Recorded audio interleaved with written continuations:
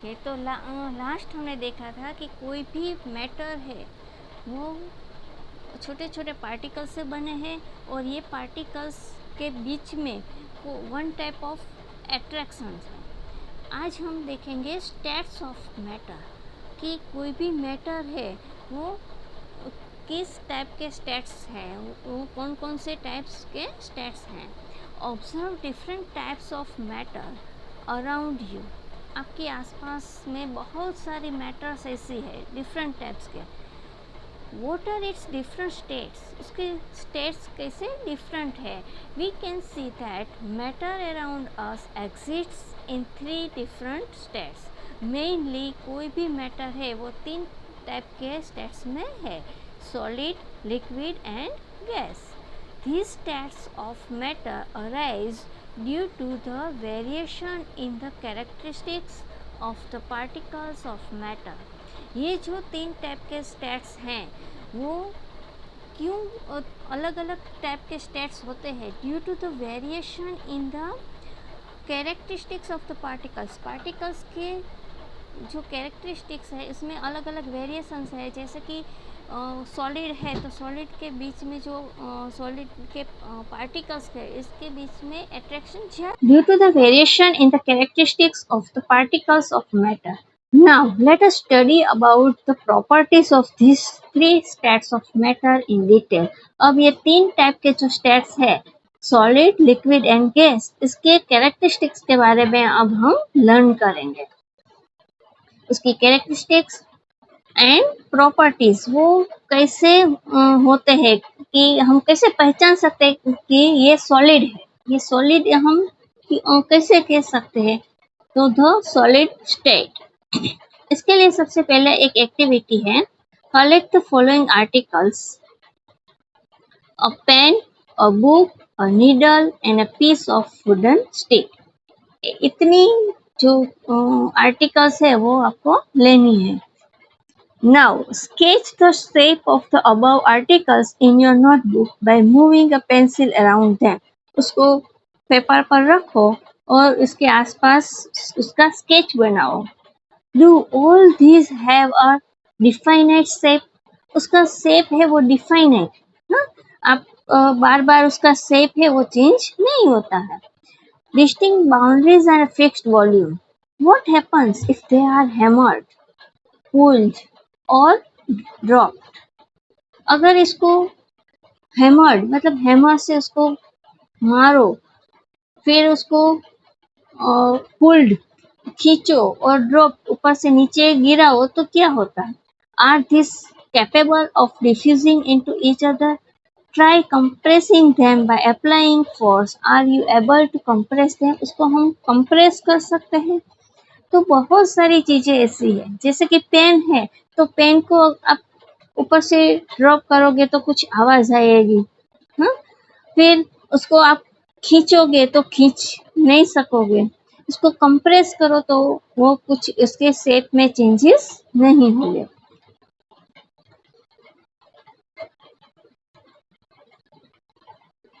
तो all the above are examples of solids. यहाँ जितने भी हमने एग्जांपल्स लिए हैं, pen, book, needle, piece of wooden, तो ये सारे जो थिंग्स हैं वो सॉलिड है। We can observe that all this have a definite shape. मतलब all solid things have a definite shape. उसको एक डिफाइनेट शेप होता है, उसका शेप है वो बार बार चेंज नहीं होता है। फिर डिस्टिंक्ट बाउंड्रीज, उसकी बाउंड्रीज है वो भी फिक्स ही रहती है कि हम अगर ड्रॉ करें यहाँ एक जगह से दूसरी जगह, एक कंटेनर में से दूसरे कंटेनर में डाले तो उसका शेप है वो चेंज नहीं होता है। एंड फिक्स वॉल्यूम, उसका वॉल्यूम भी फिक्स ही रहता है। That is how negligible compressibility. उसके निग्लिजिबल मतलब बहुत हम इसको निग्लेक्ट कर सकते हैं, उतनी कंप्रेसिबिलिटी इसमें होती है। Solids have a tendency to maintain their shape when subjected to outside force. कोई भी सॉलिड्स है उसको tendency to maintain their shape, उसको शेप करने के लिए उसको टेंडेंसी, उसको चाहिए, उसको फोर्स चाहिए one type of. When subjected to outside force, या तो उसके बाहर से कोई अलग टाइप का फोर्स देना पड़ेगा। सॉलिड्स में break on under force but it is difficult to change their shape. Solids को ब्रेक करने के लिए, इसको तोड़ने के लिए हम बाहर से बहुत ज्यादा फोर्स देना पड़ता है, लेकिन उसका जो शेप है वो चेंज करना बहुत ही डिफिकल्ट है। सो दे आर रिजिड, इसलिए उसको क्या कहते हैं, rigid. Now consider the following. अब ये जो पॉइंट्स है वो हमें देखना है। What about a rubber band? Rubber band है तो इसको हम सॉलिड कह सकते हैं, है ना, लेकिन उसका जो शेप है वो हम चेंज कर सकते हैं। उसको फोर्स लगाओ तो खींचो तो वो उसका शेप चेंज हो जाता है, लेकिन फोर्स लेना हम छोड़ देते हैं तो क्या होता है, तो रबर बैंड है वो वापस अपनी जो पोजीशन है, अपना जो शेप है वो शेप में आ जाते हैं। What about a rubber band? Can it change its shape on scratching? Is it a solid? What about sugar and salt? तो शुगर एंड सॉल्ट क्या है? They are also solids when kept in different jars. These take the shape of the jar. Are they solid? वो जैसी jar है वो jar के shape में आ जाते हैं, तो ये भी हम उसको क्या सॉलिड कह सकते हैं। What about a sponge? Sponge होता है ना, तो ये स्पंज क्या है? It is a solid yet we are able to compress. इसको हम कंप्रेस कर सकते हैं, लेकिन फिर भी उसको हम सॉलिड भी कहते हैं। So why? All the above are solids, as a rubber band changes shapes under force and regains the same shape when the force is removed. If excessive force is applied, it breaks. अगर rubber band को हम बाहर से force लगाते हैं तो no doubt उसका shape है वो चेंज हो जाता है, लेकिन अगर ये फोर्स है हम रिमूव कर दें तो वापस वो अपना शेप है वो ले लेते हैं। सो इसलिए हम ये रबर बैंड को सॉलिड कह सकते हैं। और उसको ज्यादा इफ एक्सेसिव फोर्स, ज्यादा फोर्स के ऊपर लगाते हैं तो वो टूट भी जाता है। The shape of each individual sugar or salt crystal remains fixed. से कोई भी शुगर है या तो सॉल्ट है वो हम एक जार में से दूसरी जार में डालते हैं तो उसका पूरा जो कंटेन है उसका शेप चेंज हो जाता है, लेकिन उसके जो क्रिस्टल्स है, शुगर के क्रिस्टल्स और सॉल्ट के क्रिस्टल्स, तो उसके शेप में कोई चेंजेस नहीं होते हैं। The shape of each individual sugar or salt crystal remains fixed, whether we take it in our hand, put it in a plate or in a jar. वो हम हमारे हैंड में रखो या कोई भी प्लेट में रखो या तो कोई भी जार में रखो, तो इसके क्रिस्टल्स के जो शेप है वो चेंज नहीं होते हैं। A sponge has minute holes. इसके बीच में बहुत छोटा छोटा होल होता है sponge, in which air is trapped. इसमें एयर रहते हैं। When we press it, the air is expelled out and we are able to compress it. जब हम उसको प्रेस करते हैं, उसके ऊपर फोर्स लगाते हैं, तो क्या होते हैं, इसके बीच में जो एयर है वो बाहर निकल जाती है और फिर हम फोर्स लगाना छोड़ दे तो वापस एयर इसमें आ जाती है।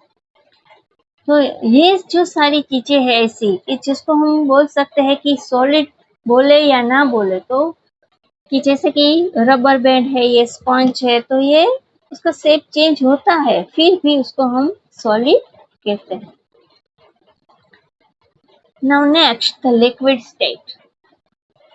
Collect the following: water, cooking oil, milk, juice and cold drink. ऐसी इतनी सारी चीजें कलेक्ट करनी है। Now containers of different shapes, but put a 50 ml mark on these containers using a measuring cylinder from the laboratory. अब क्या करना है, 50 ml का कोई भी कंटेनर है, इसमें ये सारी चीजें अलग अलग कंटेनर में डालनी है। What will happen if these liquids are spilled on the floor? अगर ये जो सारी चीजें हैं वाटर है, वो अगर फ्लोर पे स्प्लिट हो जाए तो क्या होगा, पूरे फ्लोर पे वो फैल जाएगी। Measure 50 ml of any one liquid and transfer it into different containers one by one. ये 50 ml में जो एक लिक्विड लिया है वो दूसरे कंटेनर में डालो तो क्या होगा, दस the volume remain the same. उसका जो वॉल्यूम है 50 ml है वो 50 ml ही रहेगा, वो 50 ml से 20 ml या 25 ml या 49 ml नहीं हो जाएगा, है ना। तो 50 ml का जो उसका वॉल्यूम है वो वॉल्यूम उतना ही रहेगा, सिर्फ उसका जो शेप है वो शेप चेंज हो जाएगा। अगर हमने चौड़ा कंटेनर लिया है तो वो उस टाइप का उसका शेप हो जाता है।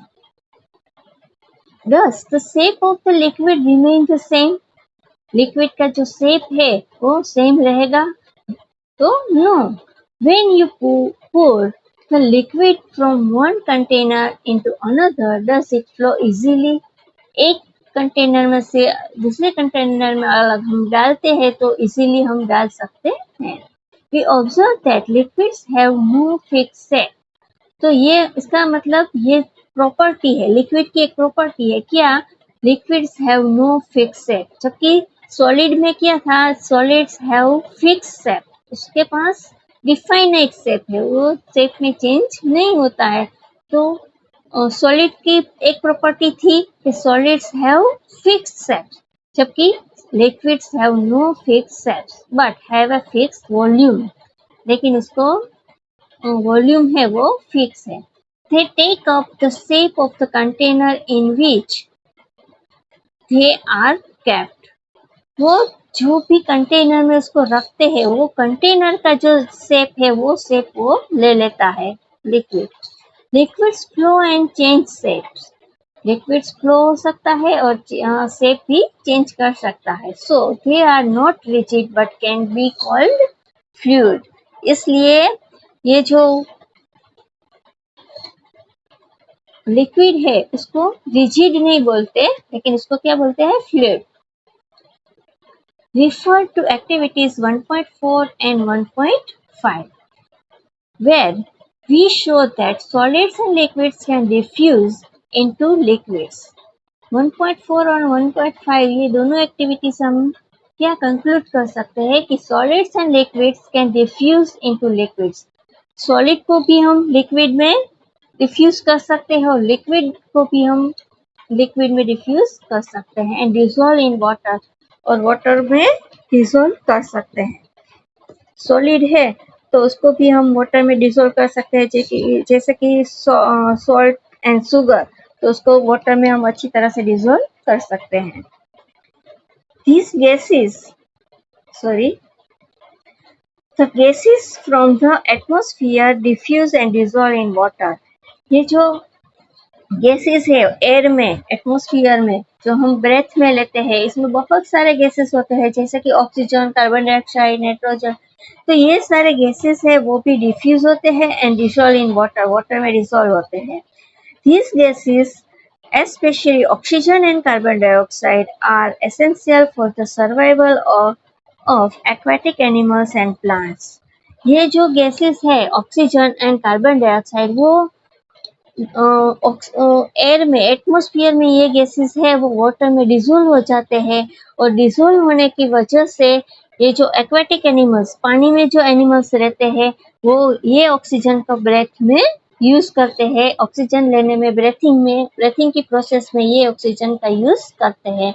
जो डिसॉल्व हो जाता है ऑक्सीजन, पानी में ऑक्सीजन डिसॉल्व हो जाता है, ये ऑक्सीजन का यूज करके वो ब्रेथिंग की प्रोसेस करते हैं। All living creatures need to breathe for survival. उसके जीने के लिए ये कोई भी लिविंग क्रिएचर्स है उसको जीने के लिए क्या करने की जरूरत है, टू ब्रेथिंग की जरूरत है। The aquatic animals can breathe underwater due to the presence of dissolved oxygen in water. वो हम 7th स्टैंडर्ड में 8th स्टैंडर्ड में भी सीख गए हैं कि एक्वेटिक एनिमल्स हैं वो पानी में डिसॉल्व ऑक्सीजन का यूज करके ब्रेथिंग की प्रोसेस करते हैं। Thus, we may conclude that solids, liquids and gases can diffuse into liquids. कोई भी स्टेट्स में हो, सॉलिड में हो, लिक्विड में हो या गैसेस में, कोई भी मैटर है वो लिक्विड में तो डिफ्यूज हो ही जाते हैं। सॉलिड्स है वो भी लिक्विड में डिफ्यूज हो जाते हैं, लिक्विड्स भी लिक्विड में डिफ्यूज हो जाते हैं, एंड गैसेस है वो भी लिक्विड में डिफ्यूज हो जाते हैं। The rate of diffusion of liquids is